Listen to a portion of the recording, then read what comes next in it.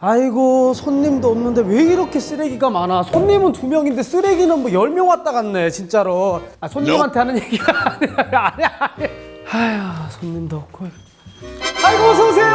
어서오세요. 안녕하세요. 팝니다. 네네네네네. 야, 이쪽 앉으시면. 네네. 예, 근데 카페는 깔끔하고 인테리어도 좋은데 왜 이렇게 쓰레기가 많아요? 쓰레기 매립장이 이 문을 닫으면서 네. 더 이상 쓰레기를 수거를 할 수가 없대요. 이 쌓아둘 수도 없고, 아, 진짜 이게 걱정이 이만저만이 아닙니다. 이게 좀 해결할 방법이 없을까요? 저도 사실 요즘에 비슷한 고민을 하고 있어요. 사장님 고민이랑. 진짜요? 그럼요. 조금 이따 들어볼게요. 일단은 네. 커피부터. 네. 혹시 실례가 안 된다면 무슨 일 하시는지 여쭤봐도 될까요? 그 대학에서 학생들 가르치고 있고요. 그 한국 방사성 폐기물 학회라는 학회에서 학회장 역할을 하고 있습니다. 방사성 폐기물 학회는 뭐 하는 곳인가요? 원자력 발전소처럼 원자력 에너지를 이용하는 과정에서 전기와 같은 혜택도 있지만 부수적으로 방사성 폐기물이 발생이 돼요. 그래서 그렇게 발생되는 사용 해결료로 방사성 폐기물을 안전하고 네. 또 지속 가능하게 관리하기 위해서 산업계, 학계, 연구계 전문가들이 한데 모여서 방사성 폐기물을 안전하게 관리할 수 있도록 하는 방안들을 마련하기 위해서 고민하고 정보를 공유하는 비영리 학술단체입니다. 비슷한 고민을 하신다고 하면 뭐 집에 뭐 쓰레기가 많으신 것 같지도 않으신데 저희가 고민하는 게 뭐냐면 네네. 지금 우리 여기도 가게도 그렇지만 전기를 쓰지 않습니까? 우리나라는 한 30%쯤은 원자력 발전을 이용을 해서 전기를 생산하고 있어요. 그 과정에서 발생된 사용 해결료, 방사성 폐기물을 아직까지 처분하고 관리할 수 있는 시설을 확보하지 못하고 있어요. 그래서 지금 가게에서 쓰레기 때문에 좀 고민하시는 거랑 비슷한 고민을 저희도 하고 있습니다. 핵폐기물 핵폐기물이라는 표현을 쓰시는 분들은 많지만 정확한 표현은 방사성 폐기물이라고 부르는 것이 이제 맞습니다. 원자력을 쓰면 그렇게 쓰레기가 나오나요? 예를 들면 이제 커피 원두를 가지고 커피를 에스프레소를 내리면은 그 나머지 이제 커피 찌꺼기가 남지 않습니까? 예. 그런 것처럼 원자력 발전소에서도 해결료를 태워서 전기를 생산하죠. 그 전기가 에스프레소 커피라고 하면 그 과정에서 부수적으로 원두 찌꺼기는 뭐 사용 해결료와 같은 방패물이라고 이야기를 할 수가 있어요. 그 중에서 사용 해결료는 방사선을 많이 방출하기 때문에 우리는 별도로 고준위 방사성 폐기물이라고 부르고요. 사용 해결료 말고도 뭐 여러 가지 다양한 폐기물들이 발생이 되는데 근데 그런 폐기물은 준위가 상대적으로 낮기 때문에 중저준위 방사성 폐기물 이렇게 부르고 있습니다. 그러면 뭐 폐기물을 우리처럼 뭐 분리수거를 하나요? 뭐 어떻게 하나요? 사용 해결료의 경우에는 우리 생태계로부터 영구적으로 격리하는 게 궁극적인 목표예요. 왜냐하면 그 사용 해결료 안에는 방사선을 내는 여러 가지 물질들이 포함이 되어 있기 때문에 처음에 이제 사용 해결료 발생이 되면 열도 많이 방출이 되고 방사선도 굉장히 높은 수준으로 나오기 때문에 물 속에서 냉각을 시키면서 일정 기간 동안 임시로 보관을 하는 거죠. 네. 그리고 나서 열이 어느 정도 떨어지면 같은 원자력 발전소 부지 내에서 이제 공기를 순환시켜서 냉각시키는 소위 말해서 건식 네. 저장 시설이라는 곳으로 옮겨서 저장하는 것이 일반적이고요. 물론 궁극적으로 아까 말씀드린 대로 땅속 깊은 곳에 영구적으로 생태계로부터 격리하는 그런 처분장이 필요합니다.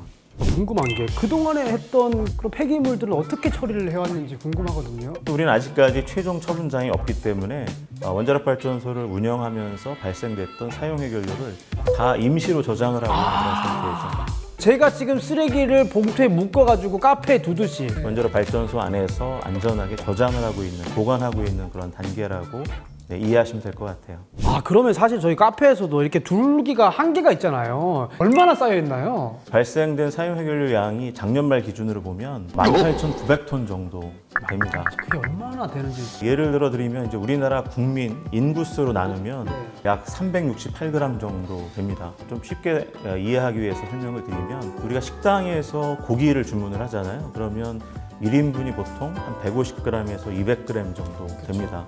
약 2인분 정도 되는 양이 우리나라 국민 1인당 부담해야 되는 이 사용 해결료 무게다 이렇게 생각하시면 좀 이해하시기가 쉬울 것 같아요. 그러면 이제 핵연료를 쓰고 난 찌꺼기 이제 다 찼어요.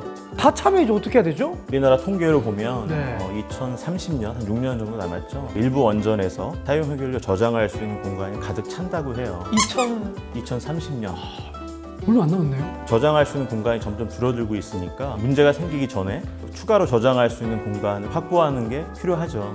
만약에 2030년까지 추가로 확보하지 못한다면 불행하게도 원전을 세워야 될지도 모르는 그런 상황이 올 수도 있어요. 진짜 그것 때문에 스탑이 돼요. 전기를 쓰는 데 있어서 문제가 생기겠죠? 원자력 발전소가 중단이 된다면 석탄, 석유 또는 천연가스 같은 화력 발전소를 쓰거나 네. 또는 신재생 에너지를 써야 되는데 탄소 배출량이 늘어나면 요즘에는 탄소 무역 장벽이라고 해서 탄소를 많이 배출하는 경우에는 국제적으로 수입을 안 하려고 제한하려고 하는 그런 움직임이 있어요. 원전의 가동이 만약에 멈춘다면 우리 일상생활에도 그런 문제가 생기지만 국가 경제에서도 문제가 또 심각하게 유발될 가능성도 배제할 수는 없을 것 같아요. 아니 그러면 지금까지 뭐 하신 겁니까? 아니 빨리 만드셨으면 되잖아요. 지금까지 빨리 왜 그동안에 왜 못 만드신 거예요? 이 문제를 해결하기 위해서 정부에서 굉장히 많은 준비 작업을 거쳤고 20대 국회부터 우리는 특별법을 제정을 해서 해결하고자 노력을 해왔지만 국회가 20대, 21대 두 번의 국회가 열렸음에도 불구하고 그런 특별법 제정을 하지 못했어요. 이번에야말로 우리가 사용해결료, 고준위 방사성 폐기물을 안전하게 관리하기 위한 특별법을 꼭 제정해야 되겠다라고 생각을 합니다. 우리나라가 원자력 발전의 규모가 전 세계 5위권에 들어있어요. 해외로도 원자력 발전소를 포함해서 원자력 기술을 수출을 하고 있거든요. 그러니까 굉장히 원자력 기술 측면에서는 뛰어난 국가인데 사용 해결료를 장기적으로 관리하는 문제에 있어서는 너무나 후진적인 뒤떨어져 있는 그런 상황이죠. 굉장히 안타까운 일입니다. 법이 그 하루아침에 만들어지는 것도 아니고 사실 이게 꽉 차면은 큰일 날 것 같거든요. 사람이 안 사는 곳, 예를 들어서 무인도라든지 아니면 또 우주에다가 이렇게 로켓으로 쫙 해서 쏴서 보내는 건 그런 거는 안 될까요?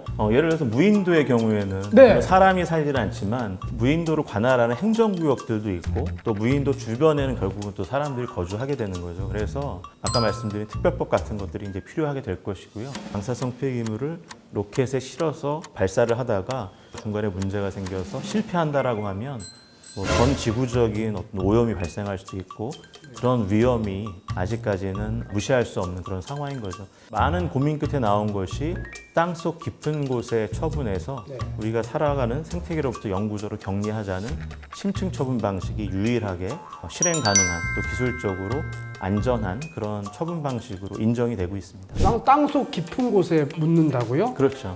그렇게 지금 묻는 나라가 있나요? 핀란드를 예를 들면 1983년부터 사용 해결료를 땅속 깊이 처분할 거야라는 그런 원칙을 결정을 해요. 정부와 의회에서 명확하게 원칙을 결정을 하고 법이나 제도를 만들어서 거의 40년 이상 장기간 동안 일관성 있게 그 사업을 추진해 왔던 거죠. 그래서 적절한 처분장 부지를 찾았고 지금 이제 건설까지 진행이 되고 있는 거죠. 그렇게나 오래 걸립니까? 30-40년이나? 적합한 지역을 찾아내는 과정이 굉장히 오래 걸려요. 부지를 정하는 데만 약 한 13년, 처분장을 건설하는데 또 한 24년 정도 소요된다라고 보고 있죠.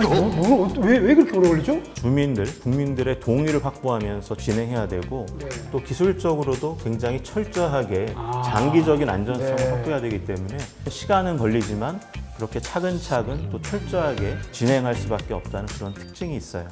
요즘에 막 지진도 막 문자도 막 계속 막 오고 막 그런데 안전할지 과연 땅속에 묻는다고 해서 좀 걱정이 되거든요.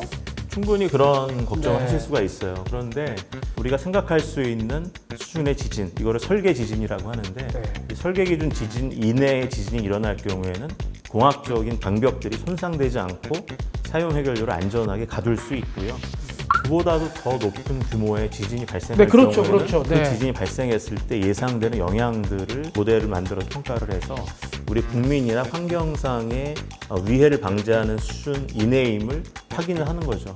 그런 과정들이 모두 끝나야만 방패장이 완공이 되는 거고 실제로 운영에 들어갈 수가 있는 겁니다.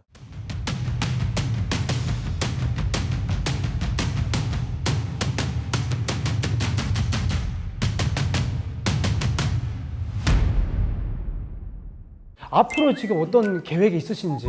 앞으로는 우리 학회도 기술적인 부분도 이제 계속 해야 되겠지만 일반 국민들을 대상으로 방사성 폐기물에 대한 정확한 정보를 제공하고 또 지속적으로 이 문제를 소통하는 것들을 좀 더 강조해서 해야 되겠다라고 생각을 했고 지금까지 이야기를 이렇게 쭉 들어보니까 그리고 우리 학 기장님 고민이 너무 크시겠습니다. 얼른 빨리 이거 고준위 특별법이 빨리 좀 제정이 돼야 될 것 같습니다. 동의해 주셔서 감사하고요. 또 많이 지지를 해주시면 좋겠습니다. 기분이다. 커피값 시원하게 안 받겠습니다. 아 정말요? 예. 이거. 그냥 가시면 돼요. 그냥 가시면 돼. 근데 내가 하나 챙겨드릴게요. 네, 이것만 들고 나가세요. 네. 제가 원자력 발전소에서 이 나온 사용 해결료도 한 달만 이렇게 드릴 수 있는데 그건 싫으신가요? 무슨 소리 하시는 거예요? 네, 농담이었습니다. 네, 네, 이것만 들고. 네, 고맙습니다. 네네네. 커피값 공짜입니다. 아이고 네. 고맙습니다. 다음에 또 들고. 뵙겠습니다. 예. 네. 막 버리지 마시고요. 네. 네. 자, 갔지. 손님도 2명 남았고 쓰레기도 2개 남았고.